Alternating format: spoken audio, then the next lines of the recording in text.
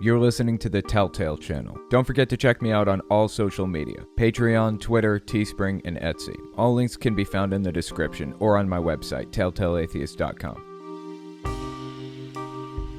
So the next article I wanted to take a look at is entitled, Representative Karen Bass Praised the Church of Scientology in 2010. It's not a big deal. This is by Hemant Mehta on the Friendly Atheist blog. So let's give it a read and see what it has to say. The right-wing website Daily Caller posted a video yesterday of Representative Karen Bass, reportedly on Joe Biden's shortlist to be his running mate, praising the Church of Scientology when it opened an Ideal Org Center in Los Angeles in 2010.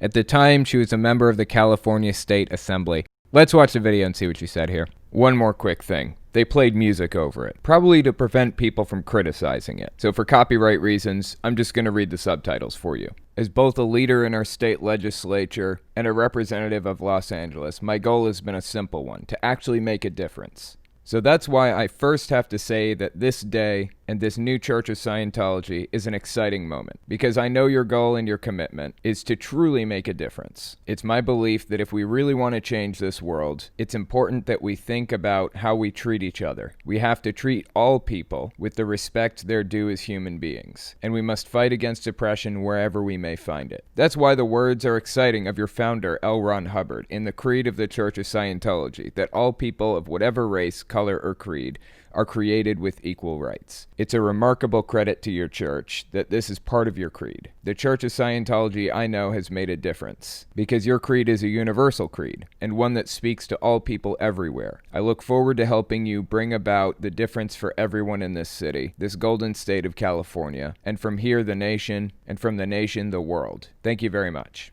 Okay, they go on to cut the ribbon. David Miscavige and everything is there. Like, all of the big people are all there. And there's a lot of concern over this video because she's obviously involved in Scientology to some extent. And Scientology is an extremely disturbing, harmful group. Like, straight up harmful. But something to notice is she used the words your religion, not our religion, our belief system. She said your beliefs, your creeds, your founders, things like that. So I don't think that she wasn't really saying that she was a member of the church. She was basically just attending an event in a district that she services. So I can kind of see where she's coming from. Like, she's come out and tried to defend her decision to do this and everything recently. Honestly, I would really rather not have her as the VP having ties to Scientology the way she does. But like I said recently, I would pretty much vote for a bag of potatoes over Trump at this point, because Trump is so fascistic and authoritarian and is leading the country in a very disturbing direction right now. That's basically what it comes down to. A bag of potatoes can't be fascist.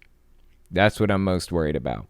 Anyway, let's continue reading the article and see what else Hemant Mehta had to say about it. In that video, Bass says of the church, "I know your goal and your commitment is truly to make a difference." She also praised founder L. Ron Hubbard for the church's creed, saying that all people of whatever race, color, or creed are created with equal rights. Scientology's president, David Miscavige, whose own troubling history has been the source of much reporting, was also on stage. If you're cynical like me, then you know this is nothing more than a conservative media outlet's attempt to discredit a potential VP selection. But it's also not doctored footage or anything, so fair game. The best case scenario here is that Bass was asked to speak at the opening of a religious venue in her community, one whose members include some rich and powerful people who may well become donors, and she knew next to nothing about Scientology, so she praised them for their public statements and alleged mission, fully ignorant of the deep, dark, disturbing, and dangerous nature of the cult. It's not like she would have been alone. There were other politicians on stage that day, and the New Yorker's Lawrence Wright didn't expose the church until 2011, nearly a year after this event.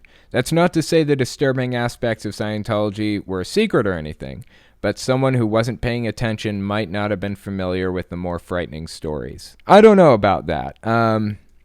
Scientology at this point was known, I believe, to have perpetrated the largest, what was it? I think it was called Operation Clambake or something, where they raided government headquarters and destroyed documents about Scientology. And this happened like a decade or more before she went on stage and gave that speech. So I don't know. It was well known at the time. Everybody was well aware of Scientology and how disturbing and dark this whole thing is. I can't forgive her for that. But I have to say, it does just seem like an effort to speak to constituents and get more donors. I would expect that of basically any politician, pretty much any politician at all. Let's continue reading. Based on her remarks, which are superficial at best, that seems to be the case here. She just didn't know what she was getting into. She gave positive remarks at a ribbon-cutting ceremony. She offered lip service to a group she knew very little about. That's not weird. I've seen politicians give remarks at a Jain temple. It's always obvious their knowledge of the religion consists of whatever's in the first couple of sentences on Wikipedia and nothing more. But hey, it's an easy way to pander. In 2012, Bass commended the church for its work on human rights, quote-unquote, laughable to those familiar with Scientology, but so did Senator Harry Reid. She did the same in 2013, but again, so did several politicians. All of this suggests she just didn't know much about the church. The flip side of that is, how do you not know about Scientology? It's not like it wasn't messed up before 2010. They opposed psychiatry and psychiatric drugs. They brainwashed people. Has anyone seen Shelley Miscavige lately? But it's easy for people familiar with Scientology to say that. Remember that most people don't have the church on their radar at all. Just a quick little thing on Shelley Miscavige. That is David Miscavige's wife. I don't really know the situation terribly well, but there were a lot of questions asked when Shelley Miscavige just disappeared off the face of the earth. Nobody had seen her. Nobody had heard from her. Nothing. She's just gone all of a sudden. And she was like a public figure. She was the leader's wife. She was the leader's wife. And she just disappeared. Like her friends, her close friends, stopped hearing from her. And Leah Remini, actually the actress, started asking that question. What happened to Shelley Miscavige? Where is she? Eventually, from what I understand, they did investigate. They sent police around to like ask questions, and I guess the police came back and said, we talked to her, she's fine. But you would be honestly surprised how much power Scientology has. They have actors and actresses with pull that you would not believe, and money, amounts of money that you would not believe. They are everywhere. They're in the White House and around the White House and everything. Scientology is. So I wouldn't be surprised at all to learn that the detectives were lying and protecting David Miscavige. That truly would not surprise me, like even a little bit. So anyways, how do I feel about Karen Bass giving this speech? It was a stupid decision for her to do something like this for a group that she knows nearly nothing about. Because this group is a disastrous, dangerous train wreck who hurts and destroys anything and anybody who they perceive to oppose them.